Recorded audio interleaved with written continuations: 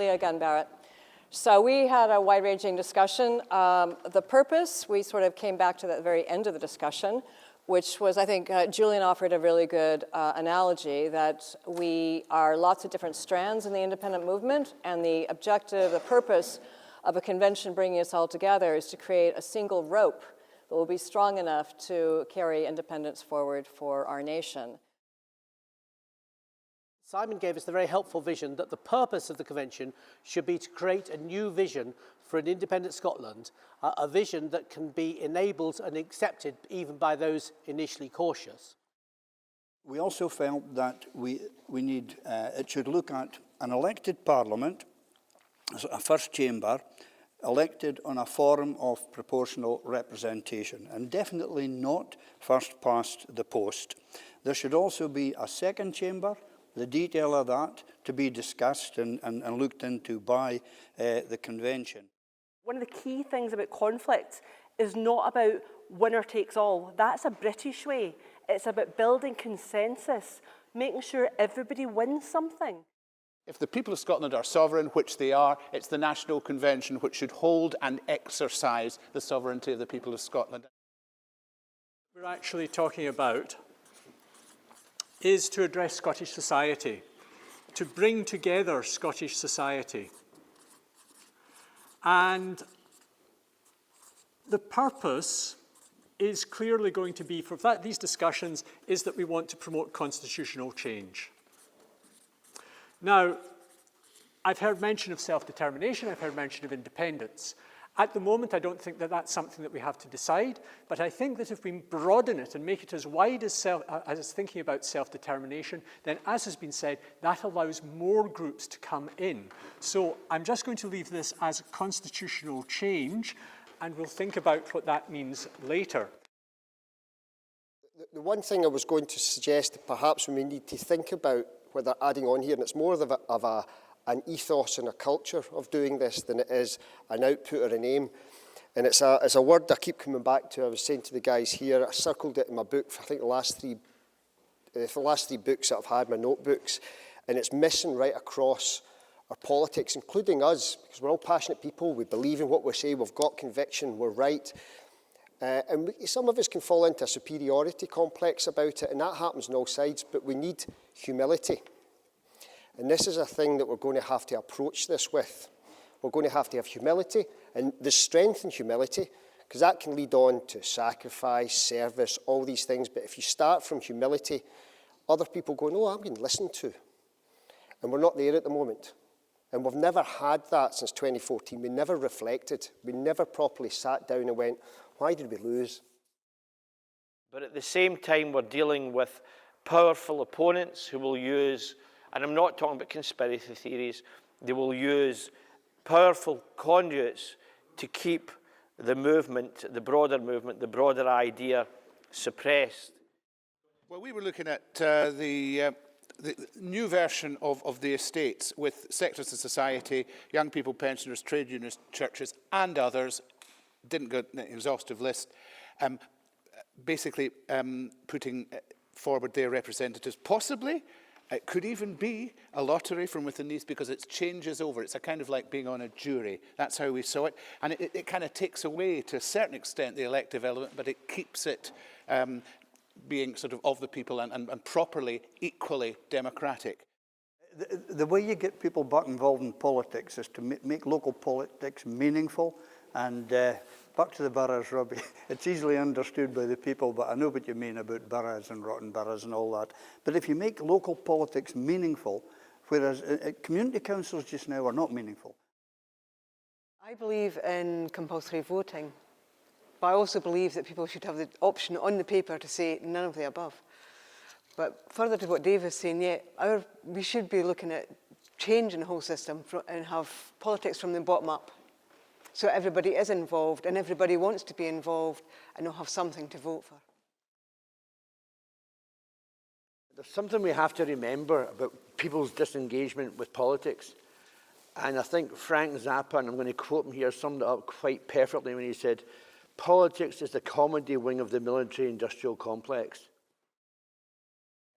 Thanks very much, John and Robbie, for coordinating this session. First of all, though, nobody really addressed the subject of, is there a necessity for a convention, for a national convention? The assumption was, from everybody that spoke, that it was a good idea. But can I just have confirmation? Do people think that we should proceed to set up a national convention? So, in winding this up, we've agreed that we are going to have a national convention. I personally think, and I don't know others, feel that it probably should be set up sooner rather than later, and it should try and encourage folk from out with the nationalist pro-Indy bubble to come and join us. And to do that, we perhaps have to cover future governance rather than just independence alone. However, I do think that the discussion about experts versus popular representation is important, and I do think that experts are important to map out how we pick up the pieces of an independent country when that happens.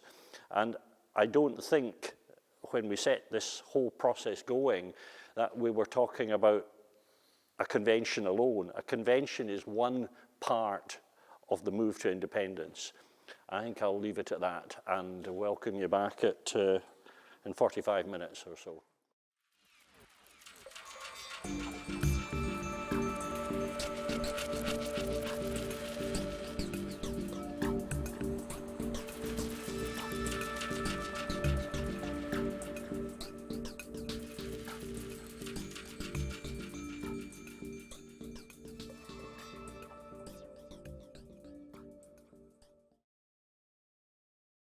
Topic 1, we thought we really had to talk about sovereignty and the Constitution, what needs to be in place in draft form right now, in the situation we're in right now.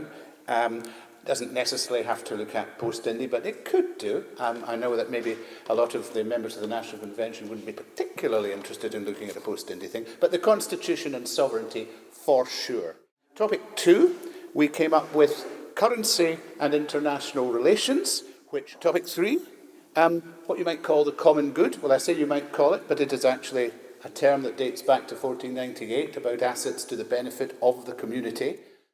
And the fourth topic, after a lot of thought, because this is where most of the things pile in, we were talking in terms of talking about reserved issues. How can we make them better? Is there possibly any shortfall in the current arrangements with the union? Are there any expertise gaps we could fill? 4 topics. The first one came really from talking about trust, and that really is democracy.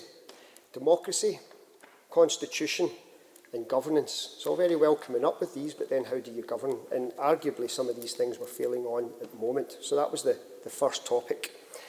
The second one was industrial strategy and energy. Right? This is going to be one of the most important things we have to do as a country. We're failing as it is, and I think it's something that needs to be addressed. And people, again, are pretty well done. I think generally people are pretty up to speed on this. I don't know why that's not translating into government, but it's not, and I think it's something we need to discuss. The third one was housing and land reform. How we live. You know, it's fundamental. And the big thing about housing, if you sort housing, you get the young vote. Young can't get houses. It's all changed. Land reform, I think it's 250 or it's 400 people own over 50% of Scotland. You're never living in a democracy if that's the case. So we have to look at housing and land reform. And then the fourth one actually came up, and I don't think it was in anybody's list coming in. I may be wrong with some of the people at the table. It certainly wasn't in mine. I had written down 3 or 4, but it was mentioned in the first session, and it just absolutely resonated with me, and that's class. Yes. I think we need to discuss that in its broadest terms, because it holds us back as a nation, it holds us back culturally, it holds people back personally. You just need to look at the difference in school kids walking into a room if they come from a state school or a private school, how the shoulders hang. We need to address that if we're going to reach their full potential. The one right at the top of our list is basically Scotland's and her people's rights as they stand. So we would want the Convention to begin looking at what our rights in Scotland are, including things like the claim of right.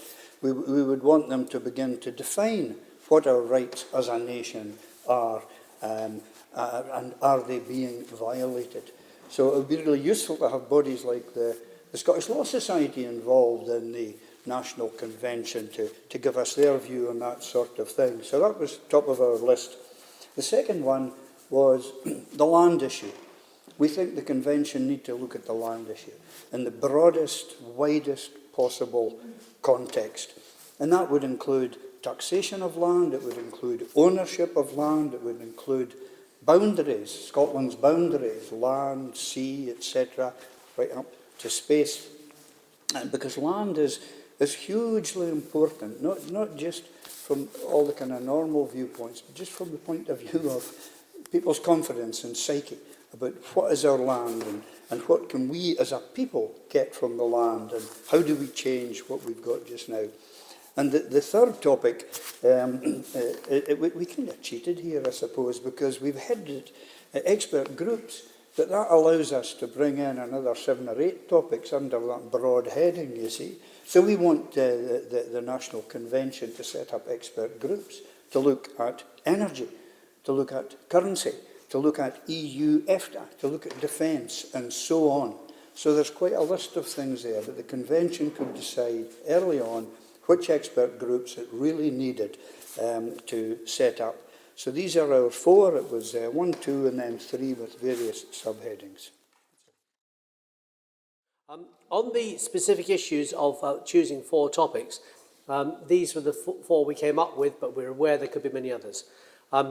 Elimination of poverty and the broader issues of economic power, currency, and again the broader economic international issues that go with that. We also mentioned land reform, but what we came up with as topic 4, which I think we really thought was probably the prior one, is the broader issues about self-determination.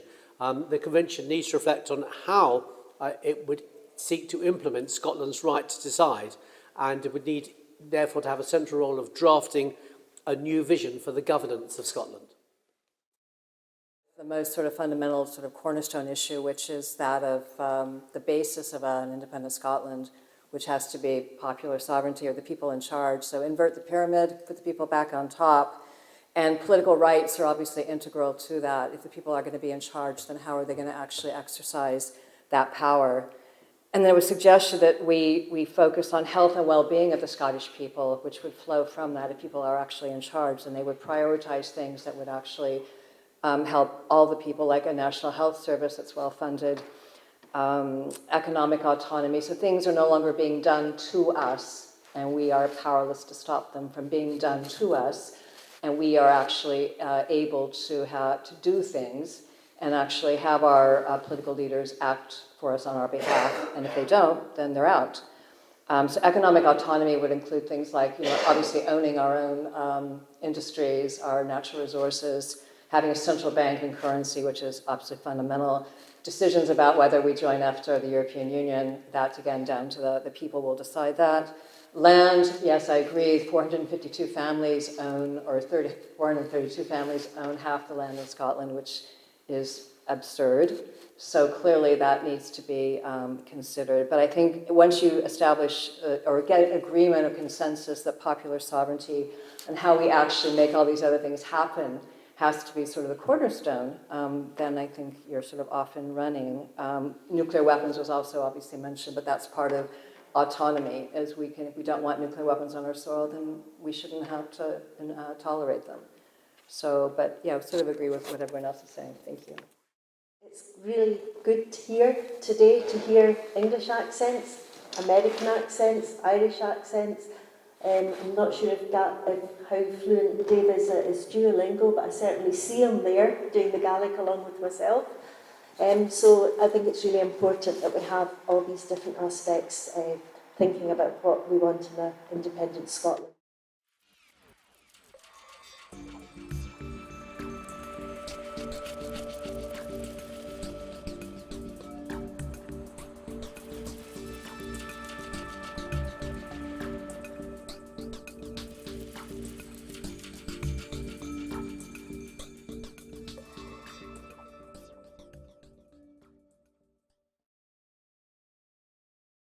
As for how civic organisations and politicians are appointed democratically, well, we did actually have the vote. We don't think politicians should initially be involved in the National Convention. So there you go. You know, where every, for instance, constituency is represented, you know, so that, you know, you've got a group that's reflecting Shetland, a group that's reflecting Stranraer. You have to have the conversation going on all over the country.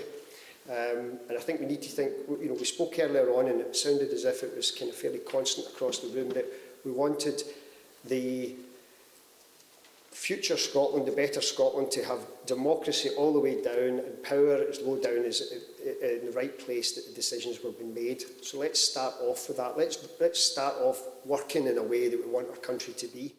The second one we have here, and it's not been mentioned, but I'm really key that we do get them involved, are artists.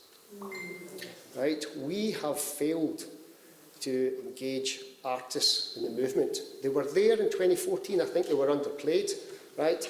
But any revolution, any big change in government or structure is always led by the arts, because they will ask the question and say the thing that the rest of us dare not, be it because you've got a career, you're in business, or you're employed, or whatever. Artists will think the unthinkable. We need to get artists in. The convention itself, we thought, should meet quarterly, and in between the quarterly meetings there would be subgroups or committees that would be working away on things, and maybe even some of them with delegated power to get on with things, because you don't want to necessarily always have to wait for a quarterly meeting. Crowdfunding was something we certainly favoured, and maybe we should be getting loads of applications into local councils for a share of their common good funds, so they can stop spending them on parties and fireworks and things and give them to us instead. Some of you may remember Ian Fraser, who died at the age of 101 a few years ago, but was involved in the Scottish poll tax revolt and other things from the Iona community. And Ian always used to work, when I worked with him in university settings, of saying the thing about bringing experts together is that you make them accountable to people by the fact that they're there to answer questions and engage with the things that people are actually interested in, rather than to get up there and tell you what the answers are. And I think that kind of deliberative approach is something that could really benefit as an assembly at a convention of this kind. I think we have got a lot of really good different things. I think overriding is people who, different groups maybe tried to answer the questions when other groups were saying, I think particularly the last group, it's too early, you know, let's get to the next meeting. And if it's going to be about self-determination, that's our North Star that underpins all this convention itself kind of has to have that approach, I think, from kind of day one. But I think there's been loads of good stuff come out about looking at, you know, who's involved.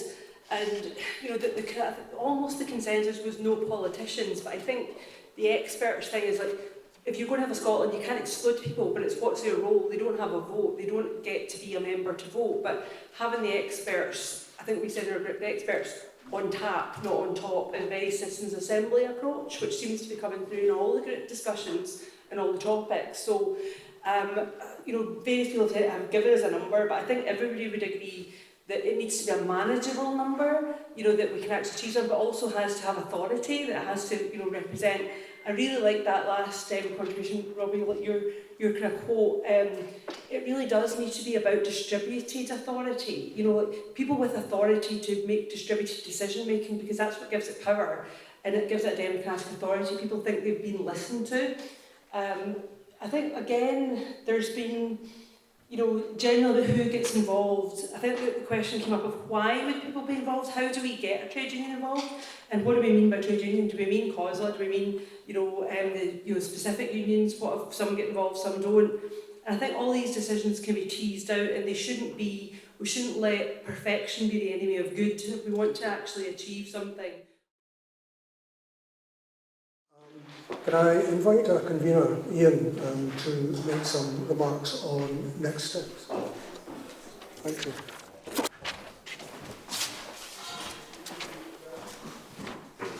Well, we were intending to have another session which was to discuss the next steps I don't know about the rest of you, but I'm sort of discussed out at the moment, and so we'll intend to wind up now.